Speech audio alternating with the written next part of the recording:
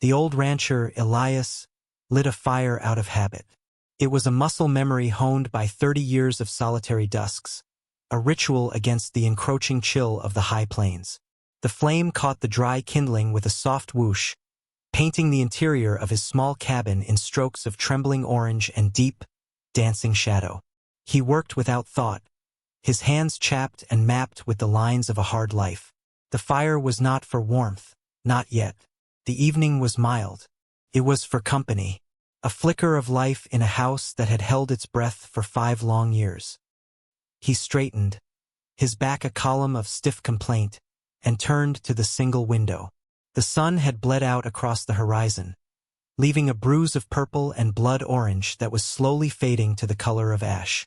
The land stretched out, vast and indifferent, a sea of sagebrush and rock under a sky that promised a million cold stars.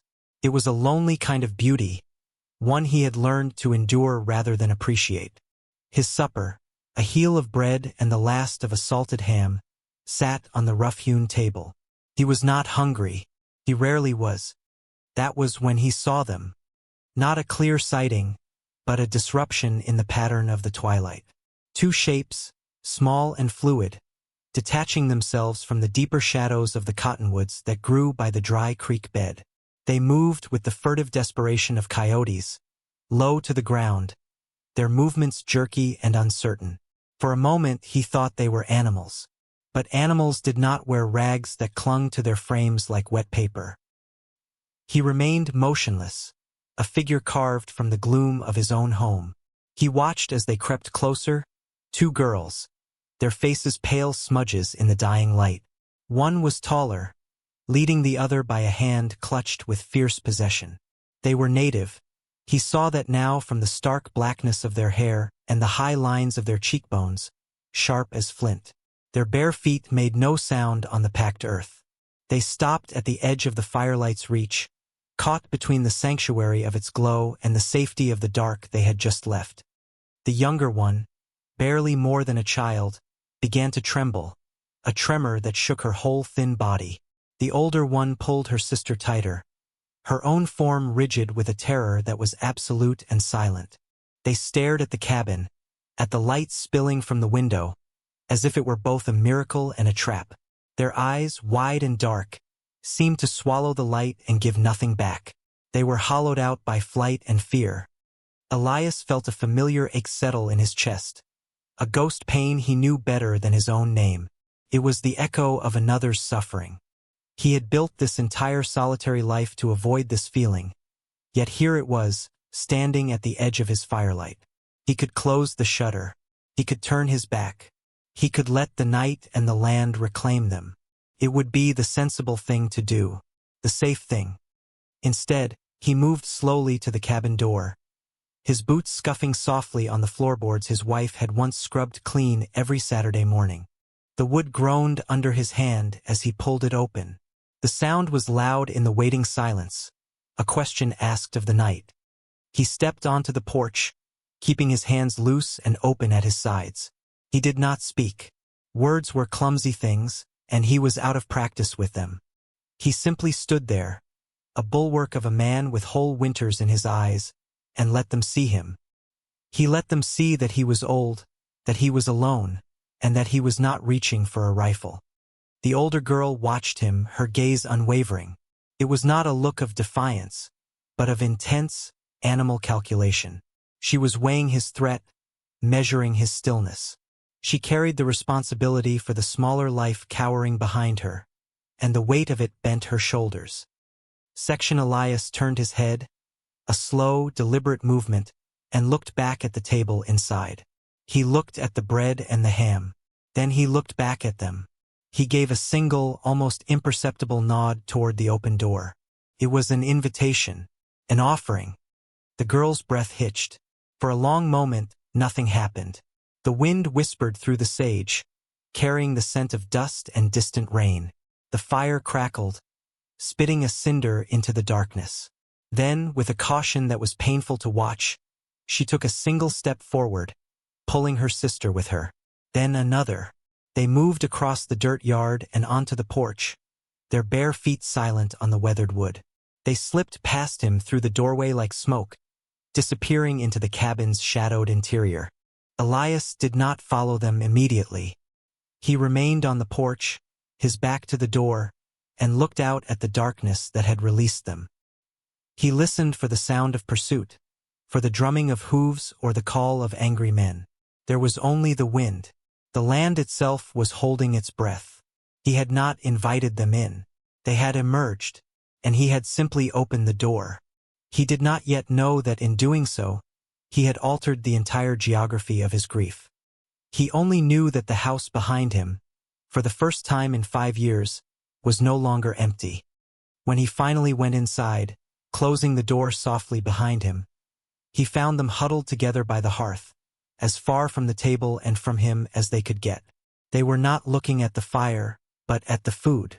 The older girl's gaze was locked on the bread with an intensity that was a form of prayer. Elias walked to the table, broke the bread in two, and sliced a piece of ham. He put it all on a tin plate and pushed it across the wooden surface toward them. He did not approach. He then crossed to the water barrel by the stove, filled a dipper, and set it on the floor halfway between the table and the hearth. He backed away, retreating to a stool in the corner, and picked up a piece of leather harness he was mending. He bent his head to his work, the sharp, familiar scent of leather and wax filling his senses. He did not watch them eat. He gave them the privacy of his inattention, a kindness more profound than any word. He heard the scrape of the plate, the frantic, gulping sounds of starvation being confronted. He heard the soft splash of water. When he next looked up, the plate was clean, wiped bare with a thoroughness that spoke of days of hunger. The dipper was empty.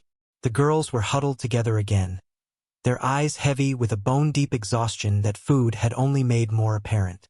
The younger one's head had drooped onto her sister's shoulder, her small body finally surrendering. Elias rose without a sound. He crossed to a wooden ladder that led to the small loft above. He pointed. "There," he said. His voice was rough, like stones grinding together, a sound that came from under the floorboards of his chest. The older girl flinched at the sound, then followed his gesture. She understood. She roused her sister, whispering something in a language he did not know, a sound as soft as bird wings. With immense effort, she guided the smaller girl to the ladder and helped her up into the darkness of the loft. She followed, her movements weary but sure. A moment later, he heard the faint rustle of straw and old blankets. Then silence. Elias did not climb the ladder. He did not check on them. That space was theirs now. He took his own worn blanket from the peg by the door, the one that still held the faint, ghostly scent of his wife, Sarah, and settled himself in the chair by the cooling fire. He did not lock the door. He had never locked it. But tonight, his decision to leave it unbolted felt different. It was not a statement of trust in the world, but a declaration of watchfulness. He would be the lock. He sat in the darkness, listening to the quiet breathing from the loft above, and waited for the dawn. The days that followed fell into a quiet, unspoken rhythm. Elias rose before the sun, as he always had, and they were already awake. He would find them huddled in the loft, their dark eyes watching him as he stoked the fire and put the coffee pot on to boil. He never acknowledged their gaze directly. He would leave 2 bowls of oatmeal and a jug of goat's milk on the table before heading out to his chores. When he returned hours later, the bowls would be empty and washed, set neatly beside the dry sink. The girls were ghosts in his house. They moved with a spectral quiet, leaving almost no trace of their presence. The floorboards, which had always groaned under his weight, seemed to fall silent beneath their bare feet. He would catch glimpses of them through the window as he worked, 2 small figures sitting on the porch step, their heads close together, whispering. The younger one, who he thought of only as the little one, remained a shadow of her sister. It was the older one who became the focal point of his awareness. She was thin as a fence rail, but there was a resilience in the straight line of her back, a watchfulness in her that mirrored his own. He learned her routines by observation. She swept the cabin floor each morning with a makeshift broom of twigs, her movements efficient and graceful. She washed their single set of ragged clothes in the creek and laid them on the sun-baked rocks to dry. She did not ask for anything, nor did she presume. She was earning their keep in a currency of silent labor. One afternoon, he came in from mending a fence line, his hands raw and bleeding from the bite of old wire. He went to the water barrel to wash, and she was there, standing by the table. She had laid out a clean strip of cloth and a small tin of the salve he kept for the animals. She did not look at him. She simply backed away toward the hearth, her gaze fixed on the floor. Elias paused, his hands dripping water onto the floor. It was the first offering. He dried his hands, cleaned his cuts, and applied the greasy, pungent salve. He worked the strip of cloth into a rough bandage around his palm. All the while, he could feel her watching him. He finished his task and looked at his bandaged hand. Then he looked at her. He gave a short, sharp nod of thanks. Her shoulders, he noticed, relaxed by a fraction. It was a conversation held in the space of a single gesture. A week bled into 2. The harsh angles of their hunger began to soften.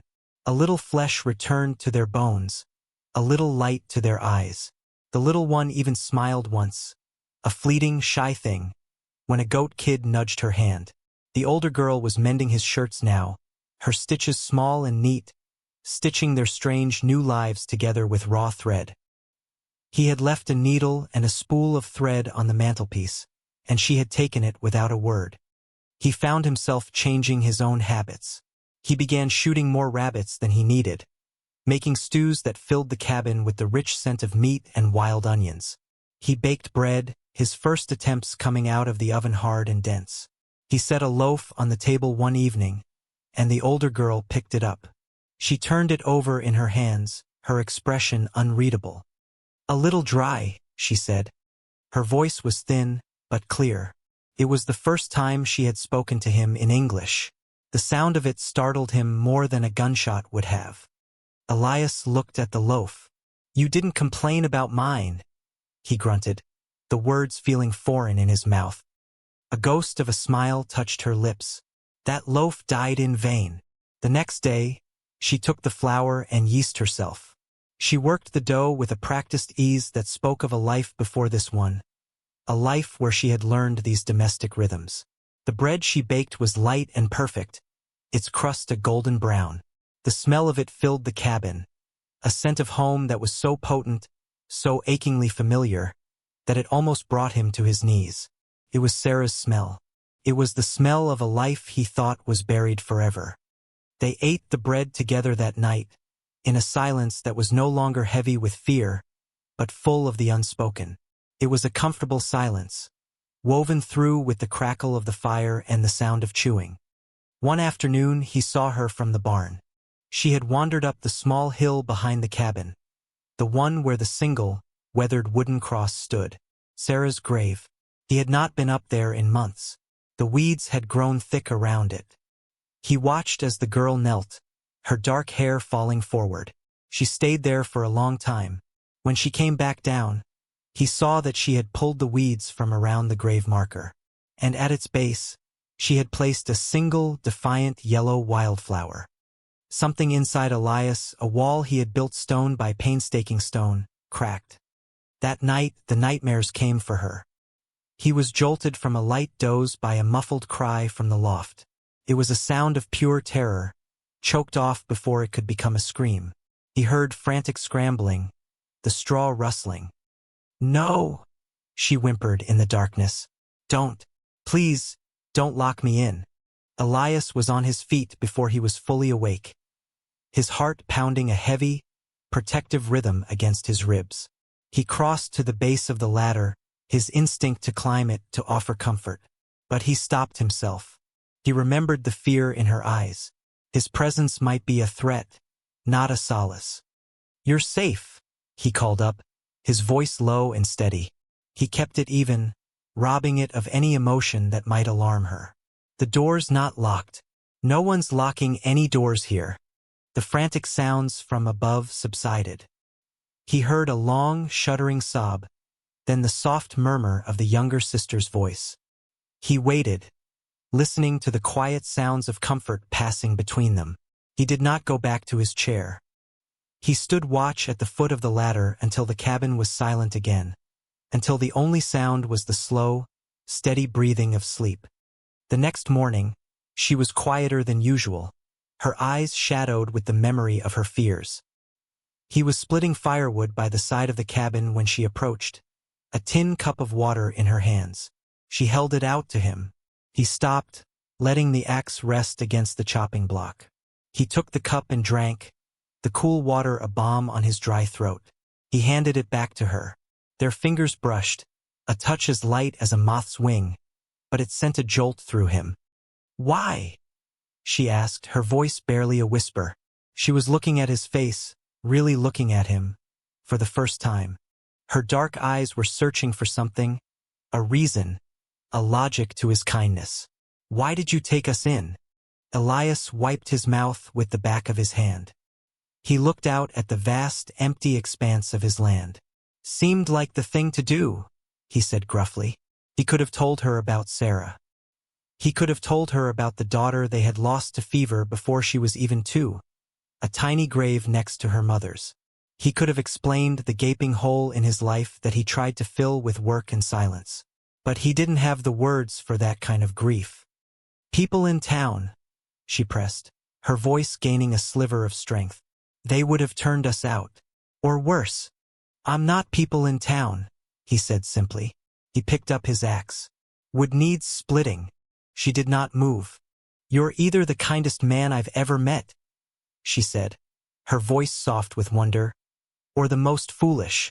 Elias paused, his axe held mid-swing. He looked at her, at the quiet strength that was blooming in her like a desert flower after a rare rain. "Can't I be both?" he asked. He went back to his work, the rhythmic thud of the axe splitting the morning silence. But the silence had been broken. A question had been asked, and an answer, however incomplete, had been given. A foundation of trust, fragile but real, had been laid between them. The first harbinger of the past arrived not as a rider on the horizon, but as a whisper in a place of commerce. Elias had taken the wagon into the small, dusty settlement that passed for a town.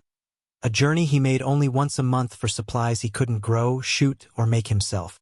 The town was a collection of false-fronted buildings huddled together against the wind, a place of wary eyes and guarded conversations. As he loaded sacks of flour and salt into the back of his wagon, he felt the familiar weight of the townsfolk's gaze. They had always seen him as an outsider, a man who kept to himself and his grief. But today the looks were different. They were sharper, laced with a new kind of curiosity and a faint, acrid scent of judgment. Henderson, the proprietor of the general store, a man whose face was a permanent mask of sour disapproval, leaned over the counter as Elias paid. "Heard you got company out at your place, Elias?" he said, his voice low and conspiratorial. Elias kept his face impassive, counting out his coins. "Heard wrong." "Oh, I don't know," Henderson pushed, enjoying his moment. "Word travels. Man came through last week. A Mr. Corbett, asking questions. Said he was looking for some property that ran off on him. 2 Indian girls," he paused, letting the words hang in the air like dust motes. "Described 'em real particular. Sounded like they might enjoy the hospitality of a lonely old widower." The insult was plain, slick with insinuation. Elias felt a cold, hard anger coil in his gut. He finished his count, his knuckles turning white as he placed the coins on the counter. He looked up and met Henderson's sly gaze. Elias's eyes, usually clouded with a distant sorrow, were suddenly clear and sharp as ice. "A man who calls a child property," Elias said, his voice dangerously quiet, "isn't a man I'd trade words with, and a man who repeats his filth is even less." Henderson's smirk withered. He saw something in Elias's face he hadn't seen before. Not just sorrow, but a deep, unyielding line of principle that would not be crossed. He backed away from the counter, busying himself with a stack of ledgers. Elias turned and walked out of the store, the eyes of the other patrons following him like flies. He loaded the last of his supplies and climbed onto the wagon seat, his movements stiff. The journey home felt longer than usual. The sun beat down, and the familiar landscape seemed to carry a new menace. The wind turned mean, whispering a name he now knew, Corbett. When he arrived back at the cabin, the sight of it nestled in the small valley was a comfort. The older girl, whose name he still did not know, was outside, hanging washed clothes on a line he had strung between two posts. She had found a piece of blue ribbon somewhere and tied back her long, black hair. The little one sat in the dirt, drawing patterns with a stick. They looked up as his wagon approached, and for the first time, he saw not fear in their eyes, but welcome. He knew then, with a certainty that settled deep in his bones, that he would not let them be taken. This small, fragile piece they had built was not a temporary shelter. It was a home, and he would defend it. The confrontation came 3 days later. It was late afternoon, the time of day when the shadows grew long and distorted. A plume of dust appeared on the horizon, a smudge against the clean blue sky. It was not the lazy dust of a lone rider, but the angry cloud of several horses moving fast. Elias was sharpening an axe blade on the porch. He saw the dust and did not need to be told. He set the axe down carefully beside the doorframe. He did not call for the girls. He did not need to. The older one had appeared in the doorway, her face pale, her eyes fixed on the approaching riders. She had seen that dust cloud before. She knew what it meant. "Go inside," Elias said, not looking at her. "Take your sister to the loft. Stay there." She hesitated, her gaze torn between him and the threat. "He will not listen," she whispered. "He'll listen to me," Elias said, his voice a low rumble. He turned to her then, and the quiet certainty in his eyes was more reassuring than any promise. "Go!" She vanished back into the cabin's gloom. A moment later, he heard the faint scrape of the ladder as they climbed to their refuge. Elias remained on the porch, a solitary, unmoving figure. He was not a young man. His strength was not in speed or brute force, but in endurance. He was like the land itself, weather-beaten, patient, and hard to move. 3 riders crested the small rise and thundered down into his yard. They pulled up short, their horses snorting and stamping, churning the dirt. The man in the lead was dressed in clothes that were too fine for the frontier, his face fleshy and red with sun and self-importance. This was Corbett. His 2 companions were rougher men, hired muscle with dull, indifferent eyes. "You the old man who owns this scrap of dirt?" Corbett demanded, his voice arrogant and loud. He did not dismount. He looked down on Elias as if from a great height. "I live here," Elias answered, his voice calm. "I'm looking for my property," Corbett said, spitting the word. "2 stray bitches. Ran off from the mission school contract I hold. Heard they ended up here." He scanned the cabin, his eyes like those of a predator seeking out its prey. "Send them out." Elias did not move. "There's no property here," he said. "Just people." Corbett laughed, a short, ugly sound.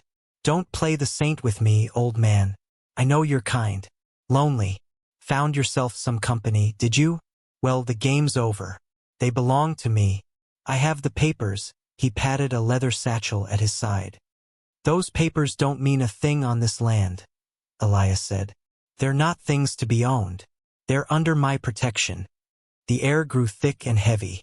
Corbett's face darkened, his manufactured charm dissolving to reveal the raw entitlement beneath. "Your protection?" he sneered. "You're a dried-up old relic on a failing ranch. I am a man of influence. Now you will stand aside, or my boys here will move you." His 2 men shifted in their saddles, their hands moving closer to the pistols at their belts. Elias remained where he was, standing at the top of the 3 porch steps. He was a simple, physical barrier. "You're not welcome here," he said. "Turn your horses and ride out." "I'm not leaving without what's mine," Corbett roared, his frustration boiling over. He swung down from his horse, his boots hitting the ground with a thud. He started for the porch. It was then that the cabin door opened behind Elias. The older girl stepped out. She did not have a weapon in her hands. She held nothing but herself. But her face, which had once been a mask of terror, was now set with a resolve that was as hard and unyielding as granite. She stood beside Elias, a small, thin figure next to his solid frame. She did not cower. She looked directly at Corbett. Corbett stopped dead, stunned by her appearance. "There you are, you ungrateful whelp," he snarled. "Get down here. Now." The girl did not move. She lifted her chin, and her voice, when she spoke, was not the whisper he remembered. It was clear and carried across the yard, sharp as a piece of broken glass. "My name," she said, "is Tali, and this is my home." The little one, Alara, appeared in the doorway behind her, peeking around her sister's legs, her small face a mixture of fear and newfound courage. Corbett was momentarily speechless. He had come to reclaim property, objects. He was confronted with people who had named themselves, who had claimed a place. His entire framework of power depended on them being voiceless and afraid. "I don't care what your name is," he finally sputtered, recovering his bluster. He took another step forward. "You're coming with me." Elias shifted his weight slightly, his body a solid wall between Corbett and the girls. He still hadn't moved from his spot. "I believe the lady said no," he said, his voice flat and final. Corbett looked from Elias's unyielding face to Tali's defiant one. He saw the axe resting by the doorframe. He saw the absolute lack of fear in the old man's eyes. He saw a fight he might not win, not a physical one, but a battle of wills that he had already lost. His authority, built on bullying and legal paper, crumbled in the face of their simple, unified stand. He hesitated, the bluff called. His men looked at him, waiting for an order he was now unwilling to give. To force the issue would be bloody and uncertain. And for what? For his pride. With a final venomous glare, he cursed, a vile string of words that fouled the clean air. He turned abruptly, stomped back to his horse, and hauled himself into the saddle. "This isn't over, old man," he shouted, yanking on the reins. "You'll regret this." He spurred his horse, and he and his men galloped away, leaving behind them a cloud of impotent dust and a profound, ringing silence. The dust settled. The sound of hooves faded into the vastness of the plains. Tali stood frozen for a long moment, the rigid strength that had held her up suddenly deserting her. A tremor ran through her body, a delayed reaction to the terror she had faced down. Elias turned to her. He didn't speak. He simply reached out a hand, not to touch her, but to steady the porch rail beside her, a silent offer of support. She looked at him, her dark eyes shining with unshed tears. He saw in them not just gratitude, but a fierce, protective loyalty that mirrored his own. "I was scared," she whispered, the words barely audible. "I know," he said, and in those two words, a universe of understanding passed between them. He knew the shape of her fear because he had lived with his own for so long. He turned and picked up the axe he had been sharpening. He looked at it for a moment, then set it back down. The work could wait. He went inside, and the smell of Tali's bread still lingered in the air. The house, which had been a shell of memories, breathed again. It was no longer his house. It was theirs. The seasons turned. The harsh sun of summer gave way to the crisp, golden light of autumn. The wind carried a new chill, and the cottonwood leaves turned to fire before letting go. The world outside the small valley continued on its way, but inside, a new world was being born. The story of Elias and the stand he took against Corbett traveled through the sparse settlements on whispers of wind and gossip. At first, the talk was tinged with suspicion, but the narrative slowly shifted. He wasn't a fool or a predator. He was a man of principle. The townsfolk, who had once viewed him with wary disdain, now looked at him with a grudging respect. One day, a neighbor from 5 miles down the creek, a woman Elias had only ever exchanged curt nods with, rode over and left a basket on the porch. Inside were jars of preserved peaches and a quilt of brightly colored squares. There was no note. None was needed. Life in the cabin settled into a new, deeper rhythm. The unspoken contract of labor and shelter had blossomed into the unspoken reality of family. Elias taught Tali how to sight a rifle, how to read the clouds for weather. She, in turn, showed him which wild roots were good for medicine and which berries were sweet. She filled the silence of the cabin not with chatter, but with humming, quiet tunes from a past she never spoke of but no longer seemed haunted by. Alara, the little one, shed her fear like a snake sheds its skin. She followed Elias around the small ranch, her childish questions a constant, bubbling stream. She learned the names of the goats, collected eggs with a fierce concentration, and decided the gruff, silent man was her own personal giant. One evening, as he sat by the fire repairing a boot, she climbed into his lap without ceremony, laid her head against his chest, and promptly fell asleep. Elias froze, his hands hovering over the leather. He looked at Tali, a question in his eyes. She smiled, a real, gentle smile, and nodded. He slowly lowered his hands and let the small, warm weight of the child settle against him. It was the first time he had held a child in 30 years. The ache in his chest was not grief. It was something else entirely, something that felt like thawing. One clear, cold night, as the first frost silvered the ground, they sat on the porch, wrapped in blankets, watching the stars blaze in the infinite dark. "What's your name?" Tali asked quietly. Took him a moment to realize she was talking to him. "Elias," he said. "Elias," she repeated, tasting the sound of it. "It's a good name." She was silent for a moment. "My people have a naming for someone who provides a safe place. They call him the one who holds the roof up." Elias looked at the sturdy beams of his porch, at the solid mass of the cabin behind them. He had built this place with his own 2 hands for a life that had been stolen from him. He had never imagined it would have a purpose beyond his own solitary existence. The next day, Tali did something that marked the true turning point. She took down the faded, sun-bleached curtains from the cabin's main window. They were Sarah's curtains, hung the day they moved in.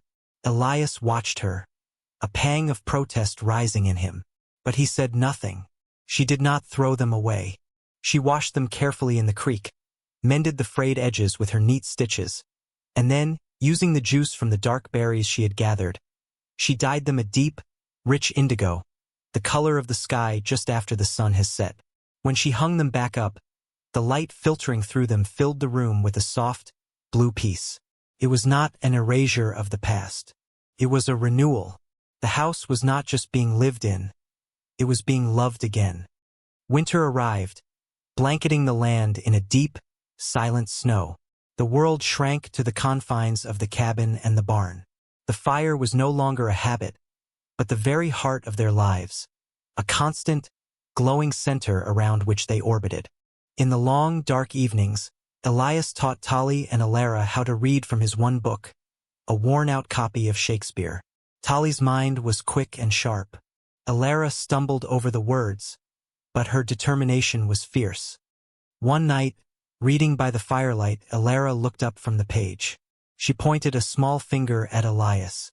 "You are our father," she declared, not as a question, but as a statement of fact. The fire crackled, the only sound in the sudden, profound stillness. Tali looked at Elias, her breath held. Elias looked at the small, serious face of the child, and then at the young woman who had brought life back into his home. He thought of the 2 graves on the hill, of the lonely years, of the fire he lit only for company. He reached out and gently brushed a stray piece of hair from Alara's forehead. "Yes," he said, his voice thick with an emotion he could not name. "I suppose I am." The snows melted. The spring came with a rush of green that seemed impossible after the long white. The creek ran full and loud, and the air was sweet with the smell of damp earth and new life. They planted a garden together, turning the soil, dropping seeds into the dark, rich loam. They were not just surviving anymore. They were building. The final image of them was not one of grand drama, but of quiet, simple peace. Elias, sitting on the porch step, carving a small wooden bird for Alara. Tali, leaning against the doorframe, her arms crossed, watching him with a look of deep, abiding affection. Alara, chasing a butterfly in the yard, her laughter a bright, clear sound in the afternoon sun. The house stood behind them, solid and safe, the blue curtains a soft color in the window. The fire only changes everything if something new is waiting in the ash. Elias had lit a fire out of habit, and from the shadows, a family had emerged. The roof was holding. The house was a home. This story, it ain't just about a rescue. It's not about a strong man saving the weak.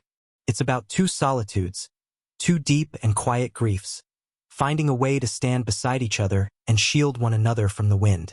It's about the slow, patient work of healing, which happens not in grand gestures, but in a shared bowl of stew, a mended shirt, a door left unlocked. It's the story of how the most broken things, if given a chance, can mend into something stronger than they ever were before. We all have our own wilderness to face, our own pasts that ride on the horizon like a dust cloud. We all have a quiet, empty space inside us, a fire we light out of habit, just to feel a little less alone. But the truth of it is, you don't find your strength in standing alone. You find it when you're brave enough to open the door, when you're brave enough to offer a piece of your bread, or to accept it. So here's your naming. For every soul who has ever felt like property, who has had to fight for the right to their own name, you are not what was done to you. You are the one who survives it. And for every person who has barricaded themselves inside their own quiet grief, there is no lock strong enough to keep out the life that is waiting for you. You just have to be willing to stand on the porch and let it see you. If you're brave, you might just find that what emerges from the shadows isn't something to be feared. It's the family you never knew you were waiting for. It's the reason to keep the fire going, not out of habit, but for warmth. For them.